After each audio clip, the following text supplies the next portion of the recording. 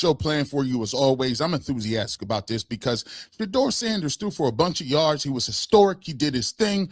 And now all we can talk about is the two factions of the Cleveland Browns fan base. One group that is the Shedeurians or the Shedeur fans, and then there's other group that believe that they're the real Browns fans that just want them to pipe down a little bit.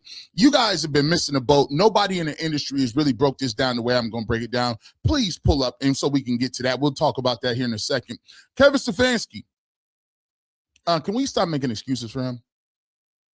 Media, it's time. It's time. I get it. I understand. You want to be professional. It's time to stop making excuses for him. We talk about the Shedeur fans, bro, but y'all Kevin Stefanski supporters, y'all cats been doing this for 6 years. It's time to stop. We'll talk about that coming up. It's not just that this is a one-hit wonder. Sean King came on the show today. Thoroughly enjoyed this conversation. He said what I've been thinking about since the game happened. Cleveland Browns need to build around Shedeur Sanders in 2026. I'll give you the reasons, the details, and why you should be excited that the Cleveland Browns are building around Shedeur Sanders, and that's what you should be hoping for if you want to see the Browns be good quicker than later. But first, let's start with this. Media members is crashing out all over the industry. People is fainting. Guys is taking L's left and right. People is emotional. They can't even give their takes without thinking about the Shedeur fans. The first thing they got to say is, okay, well, let me just say this. You pre-qualify and everything. I'm like, bro, y'all scared in these streets? My goodness, sir. For a bunch of alpha males, we are all supposedly alpha males, right? We got a lot of people that be emotional. Look at them emotional. Why are you emotional? I don't understand why this energy is out there for the pushback of Shedeur fans. And I'm starting to question, is this your first battle? Is this your first meaningful pushback? Because I can only help but think about this. I said this on UCSS. People's like, oh my gosh, you're throwing on the race word. They're throwing race around. Oh my gosh, this is the first time this has ever happened to me. And I'm not talking about this. I'm talking about every major platform, big platforms, all of them. I ain't talking about nobody specific, but I'm talking about a lot of people. This is the conversation is, well, you can't say this because they going to get on you about this and they going to say you about this and they going to get you. Let me tell y'all something. I don't know what game y'all been in, but the person I am is G. Bush. I've been delivering takes that I stand on that wasn't comfortable. You got to understand why I think this is like kind of like laughable to me is because I've had takes in the past that could have got me up out of here. I was running around here telling people, talking about, how dare you talk about kneeling for the flag? I was out there when it wasn't even cool to talk about kneeling. When everybody on the other side of the spectrum was like, if you kneeling, when I'm talking about big time articles and stuff. That was this guy. Go back and check the analogs. I said, bro, you ain't got no right to tell me what I can kneel for or not kneel for. Bro, you don't know no monopoly on democracy. What you talking about? I do what I want to. That was me when it was counting, when it was about something. Y'all got to understand, y'all getting a little pushback now, and it ain't even about nothing. It ain't even about nothing. When Tim Tebow was coming out here doing what he was doing, people was arguing back and forth about religion, your eternal resting place. This is Shedeur Sanders. He ain't talking about none of that. So we ain't talking about police brutality. We ain't talking about kneeling for the flag. We're not talking about George Floyd. We're not even talking about religion here. This is Shedeur Sanders and why he fell to the fifth round and why people like him. But I done had comments on all, like I done had whole shows on that, right? So people are out here melting. You can't take the heat. This is a sports take. Do you talk about people that support somebody? Like, this is wild, bro. People be getting in their feelings and backs. And just think about this. Coming from all these writers, these the same people that was in their bag a couple of years ago because of a pop star. You was mad because Taylor Swift was on TV too much? See, this is the problem I be having with y'all. Like, We got all these people that like to be acting like they so tough, they stand on business. I don't care, my opinion is this. Listen, it worked well for you when your opinion is hitting, but when your opinion ain't hitting or you look like you might have been wrong on something, all of a sudden, everybody the victim now. Let me just tell you exactly, like I'm just put this out here. You know how many names I was called when in the height of kneeling, I said, bro, they out here trying to blackball Colin Kaepernick. Do you understand what type of energy I got for that? Let's just keep it going. I said, I laugh when people talk about race all the time. Guess what?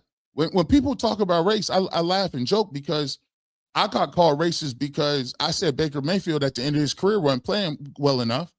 And they said if he was a black quarterback, you'd have loved it. I said, well, go back and check my resume. I was one of the first ones jumping up and down when Baker was balling. I just got to keep it a buck. But then when Deshaun Watson came here and I said, hey, you might want to look at them allegations a little bit closer. Then all of a sudden, they was like, oh, well, you're racist again. You're only protecting Deshaun Watson because he's black. I said, but hold on, what about all the other? Remember when I brought up Duke lacrosse? That was 5, 6, 10 white guys from Duke, right? Remember Bauer? Remember I talked about him? I said, I talk about it all the time. I said, there's no way this man shouldn't be in the league. And he's white. But the reality of this situation is not about black or white guys. It's about this. When you got a strong take on something and you contra to what some people are saying, that's part of what the business is. It's part of people that are going to be, they're going to have people who support them, that ride or die for them, that are out there supporting the dude. Is this your first battle? I mean, because guys, you guys are looking like this might be your first. I mean, it's the first time people disagree with you. And this ain't even no big agreement.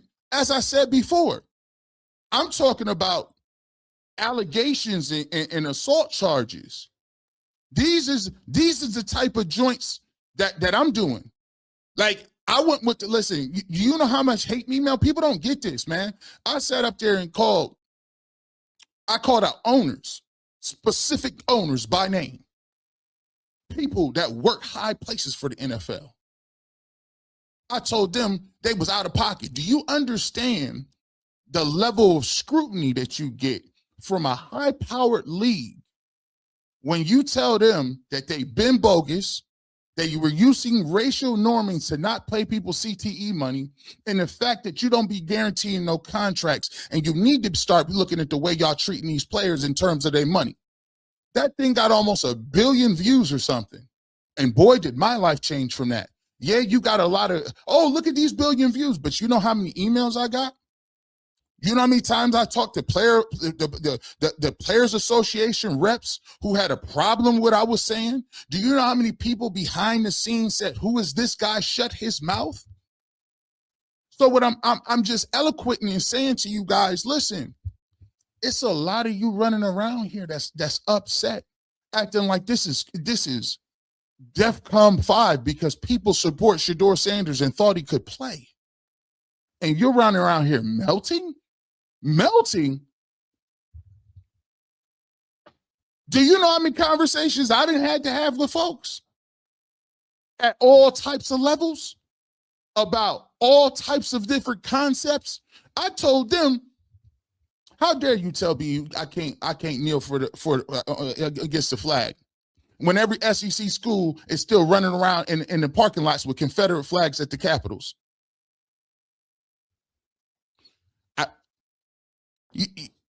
I listen, I literally had to go into meetings on my radio station like, boy, are you sure you want to go in there with that? I said, I stand by what I said. Who is this kid talking this spicy on here? I said before it was NIL, I said, listen, I'm not going to compare nothing to slavery because that is no atrocity is worse than that.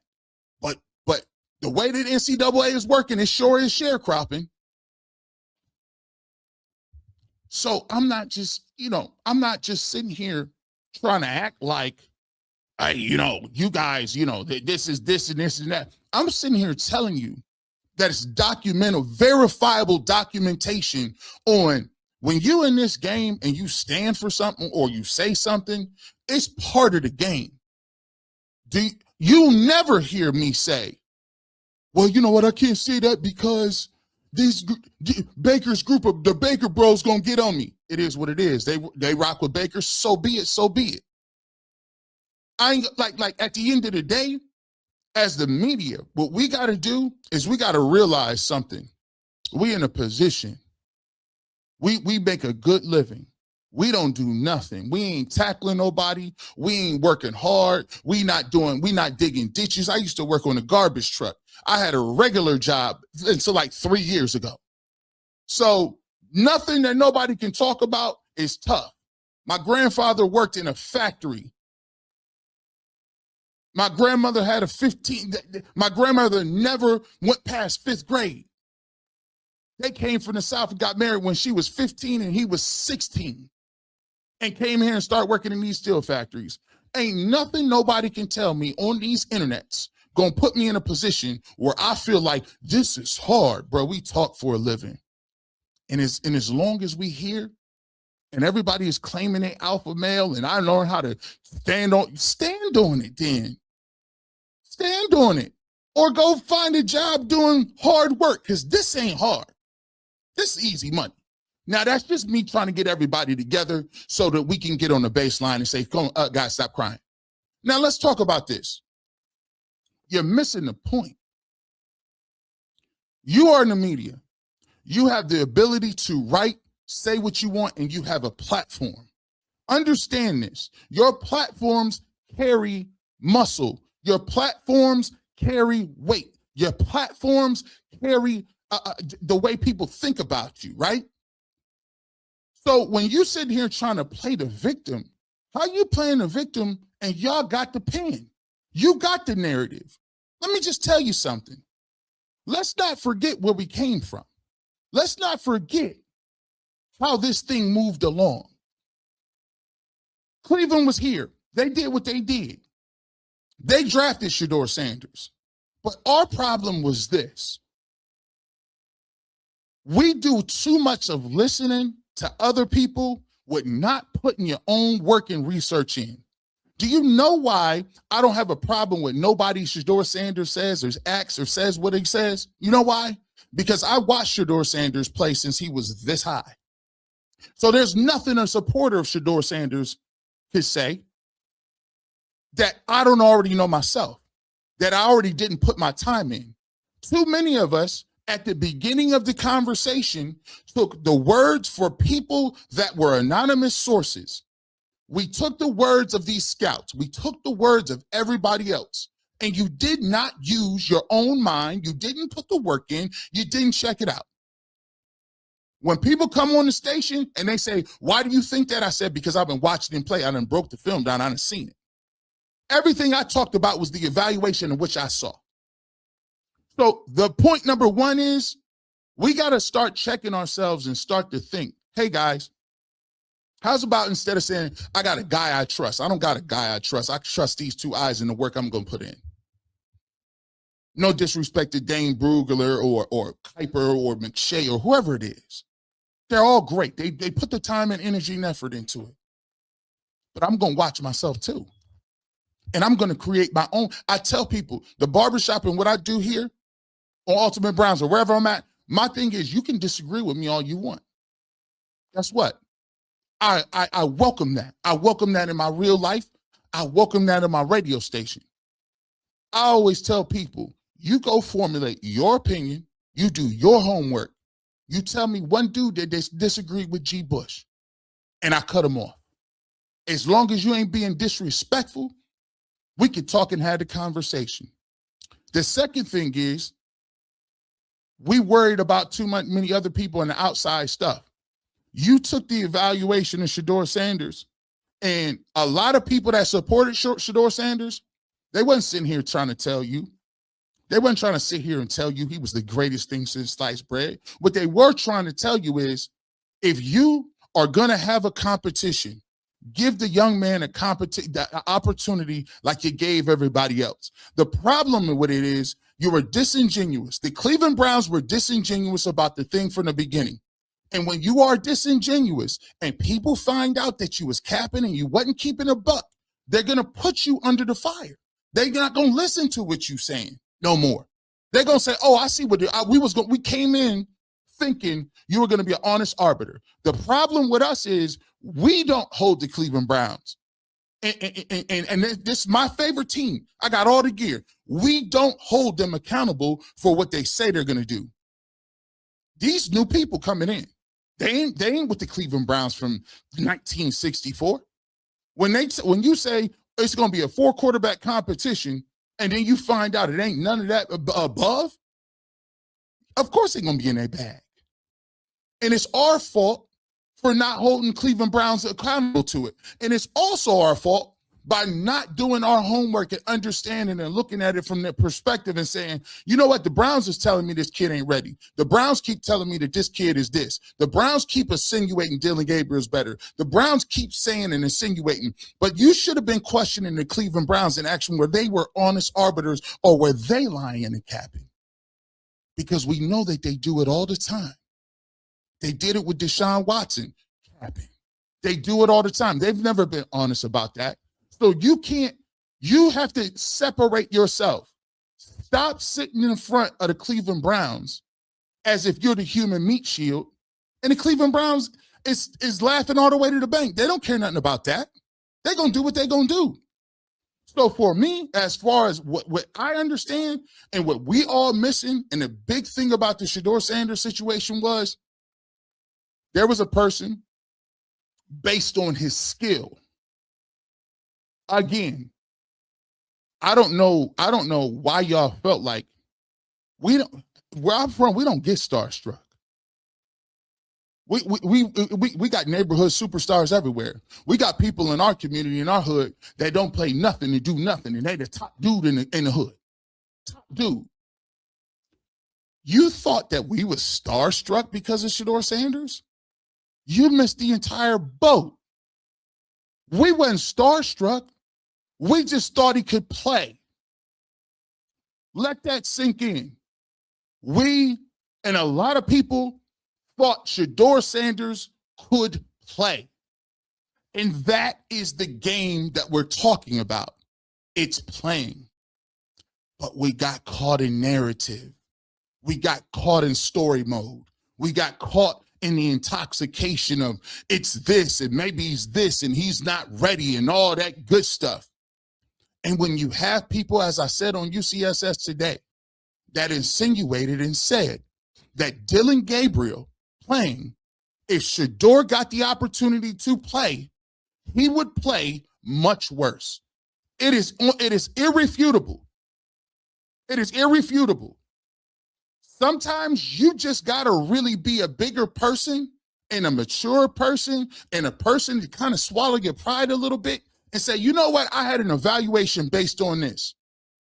Turns out this dude came out and did this. I applaud him. Dude killed it. That's all it takes. You ain't got to say he about to be the greatest quarterback in the world, but what you can say is, for the energy that I kept it, for all of this stuff talking about he about to be this, it's going to be 10 times worse. What do you think people are going to do when every single analyst is continually to propagate the same things that are narrative-based, and then when he puts that performance up, and for 6 weeks you talked about the Browns being the worst offense. For 6 weeks we joked about them couldn't get 13 points. Before the game, how many yards did you think he throw for? 220 tops. When he throws for 365 and does something that nobody else does, it's going to look bad on you if you just don't admit it. It's okay. We are human beings. We ain't got a crystal ball all the time. I say it all the time. I use Carson Schlesinger as an example. When they drafted Carson Schlesinger, was G. Bush all on board? No, I'm like, who the heck is this?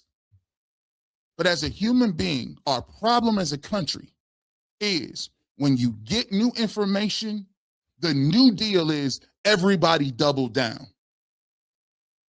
When you get new information, instead of you being a thinking breathing a human being that can pivot and move, you say, oh, I'm going to double down because I don't like his supporters.